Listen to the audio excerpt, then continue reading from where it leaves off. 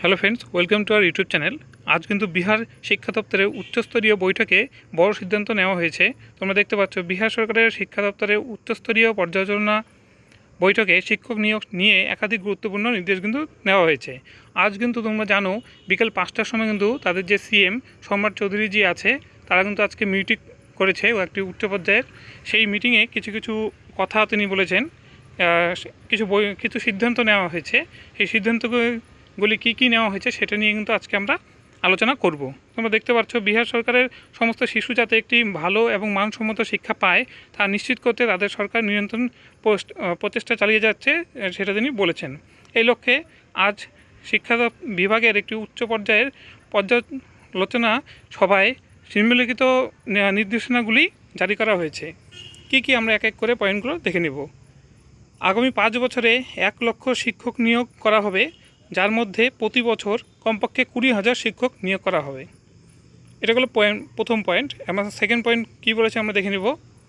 এই উদ্দেশ্যে প্রতি বছর জুলাই মাসে নিয়োগ সংক্রান্ত বিজ্ঞপ্তি প্রকাশ করা হবে বলে জানানো হয়েছে। এবং শিক্ষকদের বদলি সংক্রান্ত একটি আপডেট রয়েছে, তোমরা দেখতে পাচ্ছ।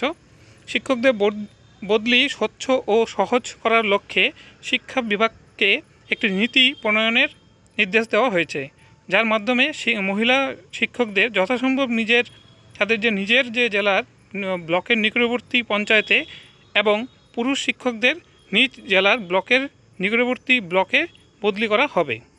এবং তাদের যে ইউনিফর্ম সেটা রিলেটেডও একটি আপডেট চলে এসেছে। জীবিকার মাধ্যমে রাজ্য জুড়ে সকল স্কুলের ছাত্রছাত্রীদের ইউনিফর্ম সরবরাহ করা উচিত। এর ফলে সময় মতো ইউনিফর্ম সরবরাহ নিশ্চিত হবে এবং নারীর আত্মনির্ভরশীলতাও জোরদার হবে। এই পয়েন্টগুলো নিয়ে আজকে আপডেট চলে এসেছে, তোমরা দেখতে পাচ্ছ। এগুলো নিয়ে আলোচনা করলাম।